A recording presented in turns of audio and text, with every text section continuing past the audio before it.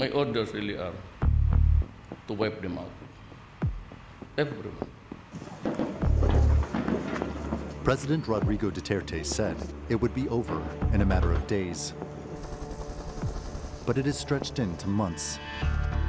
The Marawi operation began on May 23rd with a failed attempt to capture the leader of Daesh's syndicate in the Philippines, Isnalan Hapsalon. Hundreds of militants then fanned out across the city, attacking key sites, including the city's military base and jail. This is where the fighting began. A few months ago, the militants had occupied most of Marawi. Now they control about 500 buildings in the east of the city. But for those who used to live here, the military says it's still not safe for them to return home. This street was once busy with commerce, but is now devoid of life.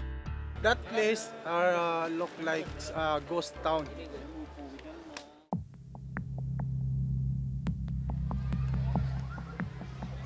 With martial law extended until the end of the year, many of those displaced are losing hope that they will be allowed to soon return home. For Narida, the crackdown to root out suspected militants has left her wondering whether her husband will ever return. Agad ako pumunta sa police station, sabi ko sa kanila, bakit ang asawa ko, bakit nila tinusasan? Ano bang kasalanan niya? Kasalanan ng asawa ko.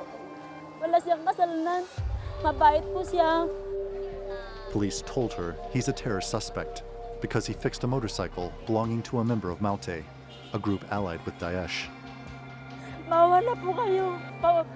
Palabasin niyo ng asawa ko. Maawa po na kayo kung sino nakakarinig sa amin. Mananawag ako sa sino nakarinig. Some of those among the 400,000 people displaced have banded together to form civil society groups. In addition to helping the federal government get aid to those who need it, they're looking into cases like Narida's. Joari, like other volunteers here, was forced out of his home by the fighting. Our rights is not suspended, but unfortunately, on the ground, many complaints, they violate their rights. He says his organization is working to make sure what happened in Marawi doesn't repeat itself. Many young ones now, they cannot understand what happened. What they only saw is that some, not all the security, some of the security sectors are harassing them.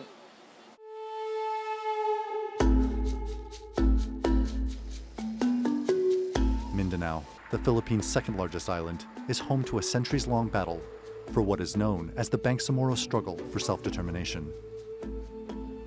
The problems in Marawi is the result of a long-standing contestations, but this time it is advanced by so-called radical Islamic groups.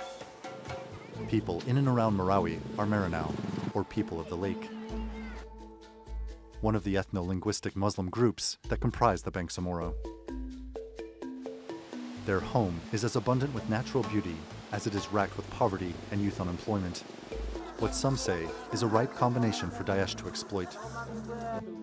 Jamal lives in a predominantly Muslim community where some displaced from Marawi have taken refuge, including his own relatives. Mindanao is very different from other tribes here in the Philippines. They are very obedient, following their leaders, although they are against, but they will not speak. That is how situation is.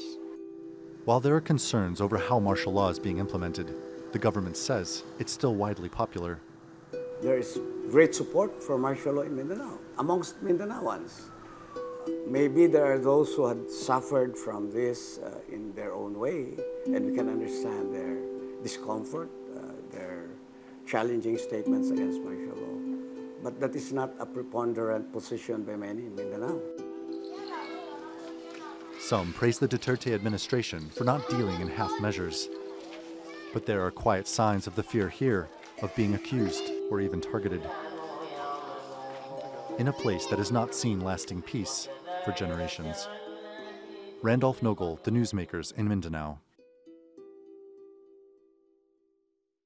To speak more about the situation in Marawi, I'm joined from Manila by the spokesman for the Philippine Armed Forces, General Restituto Padilla. Thank you so much for joining us, General Padilla. First of all, help us better understand the threat that your troops are up against in Marawi, and is martial law genuinely necessary to be able to combat that threat?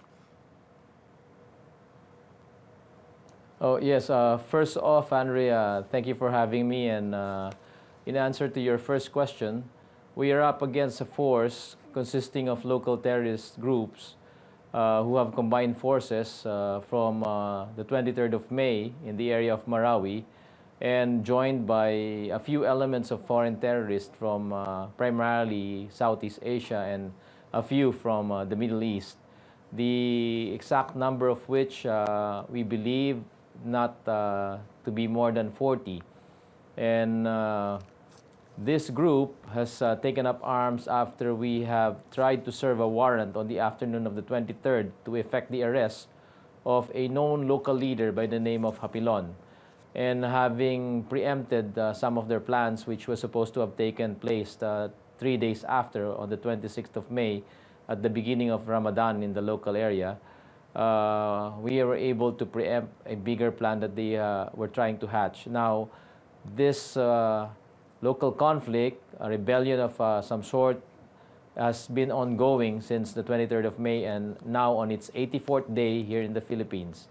Now, the martial law that was imposed has been very helpful in arresting the spread of this rebellion, because we have enough forces that have been laid down to effect the contagion that can possibly happen in other areas of Mindanao, particularly in the areas of Sulu, Basilan, Tawi-Tawi, and areas of other parts of Lanao and Maguindanao, where sympathetic forces may be present and may want to create diversionary action, or better still, come up with a sizable force to reinforce or help those already in Marawi. So by and large, the imposition of martial law has been very helpful for this effort, and is a clearly beneficial step that has taken by government to arrest the rebellion. Okay, General, but you had long dealt with separatist groups and rebel groups and extremist groups in the Philippines. But today, with the imposition of martial law and the way the authorities under President Duterte have been handling those threats, some say you're using a sledgehammer to crack a peanut. Why do you think that is not the case? Well, it's really not the case. If you've seen images of the battle zone and the number of deaths that have occurred, well, the message is very clear that this is not mere peanuts that has been accused or mentioned by other parties. This is really and essentially a rebellion of some sort that, if not controlled properly and if not arrested, could ignite a bigger problem in other parts of Mindanao and even perhaps the region. That's why it was imperative that the armed forces take a stronger stand and become proactive in dealing with the network that may be in place all over Mindanao. That is why, as I mentioned earlier, martial law has been beneficial.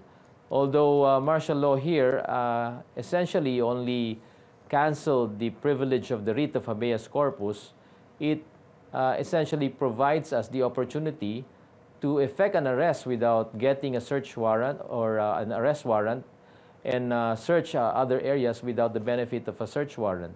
But by and large, there has been no drastic violation of any rights of any sort, because we have been very careful to respect the rights of law-abiding citizens and direct our actions only at those that have been violating the law or are part of the rebellion itself. That is why there have been about close to 200 arrests that have been made of known personalities who may be harboring rebels or have been assisting the rebellion. Okay. I'd like to bring in journalist Dean Bernardo, who can join us as well from Manila. Dean, thanks so much for joining us. You just heard the general say there that they've made sure that they are respecting the rights of law-abiding citizens, but some of our journalists have been to the Philippines themselves and have said that innocent people are being drawn in. They've been guilty, the forces have been guilty of human rights abuses among innocent people, And we are hearing human rights organizations as well complain of the same. What do you see as a civilian yourself who also lived under martial law in the Philippines? What do you see as the situation in Marawi? The big difference right now, it's a controlled situation right now. It's limited to the island of Mindanao. Unlike martial law during my time as a civilian, we were considered as one of the victims of martial law during the regime of Mr. Marcos. But right now, it's been very carefully orchestrated by the armed forces. There has been checks and balances. The big difference there is, during the martial law of the 70s, we will not be able to hear any of these complaints. And right now, there are certain groups who have filed complaints before the Commission of Human Rights earlier today, and I think General Padilla is aware of this, that there have been some so-called bakwits, or evacuees, who have said, tried to return to Marawi and have disappeared. Now, the families have filed complaints before, or attempting to file a complaint before the Commission on Human Rights. Now, this was not possible during the time of Mr. Marcos. Now, this is a war, and we've seen how violent it is. We've seen how beautiful Marawi been considered as destroyed. Dean, I'm going to wait a few seconds to come back to it. We're going to try and rectify some audio issues it seems we're having with your connection there. But let me ask the General first. Some of our journalists spoke to, as I said before, what they believe are innocent people that have been wrongfully arrested and are imprisoned at present, as far as they know, based on connections that they believe, the authorities believe they have to Daesh militants in the area. They are getting publicity now. Those stories are coming out. Do you fear that eventually more of these stories could actually hurt the government's credibility, its popularity, and ultimately its ability to fight extremists? Well, you see, all of these complaints that are coming out are most welcome. In fact, we have created hotlines for the purpose of hearing out complaints such as this. And we're not close to hearing any of these kinds of complaints because we're open to it. As we have mentioned all along, we are an accountable organization, and we will not tolerate from among ourselves any abuses that may have been committed against the right of innocents. And the armed forces is a stickler for compliance to international humanitarian law and respect for human rights. And we will not allow our soldiers to violate any of all these laws. That is why if any of the citizens that you have mentioned has enough proof and are willing to come out in court and bring it out in the open for a proper investigation, we will cooperate fully and ascertain whether what they have been accusing the armed forces or the police of is true at all. So this openness to this kind of process is actually part of the democratic process that we have followed in the Philippines, and we will not be immune to that. Okay. Dean, let me ask you, many Filipinos, as you are very aware, complain of corruption. Yet, it seems that right now they trust their police and their armed forces to impose martial law, arguably fairly. How do you feel this can genuinely be fair? How can you have it both ways? When you have such belief that there's so much corruption in the armed forces and the police forces in the Philippines, yet they trust those same forces to impose martial law and fairly root out extremists. The big difference right now are these corruption are being addressed. Again, that's the big difference from before.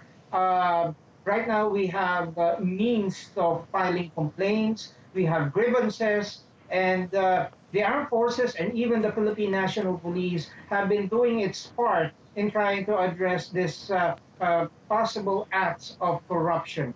And the trust there is that they're doing their part. There may be some excess, so to speak. I've seen some that may be brutal in some ways, but it boils down to some of us, some of the Filipinos are saying it is necessary action to address the threats of terrorism in this country. Okay, General Padilla, let me ask you on that threat of terrorism, slight gear shift here.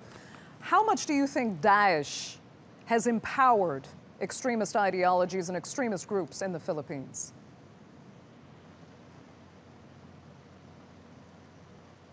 Well, you see, the entry of the Daesh actually was an opportunity for our local terrorist groups to find a beacon to follow, much the way they did with the Jamia Islamiyah and the Al-Qaeda previously.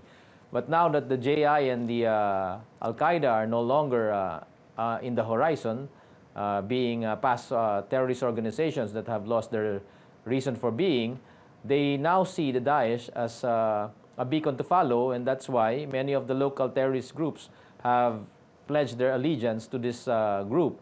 But seeing the twilight of the Daesh over in the Middle East and the proactive stance being taken by our government and our armed forces, along with the other partners in the region who are concerned about this development, we hope to address any kind of growth. We'll stem the growth of these groups and hopefully deal with this rising tide of allegiance from the local terrorist group. There are not that many, really, and we have addressed many of them already. And as far as we are concerned, we will be able to continue to address this in the period that was given to us for the rest of the year while we have martial law.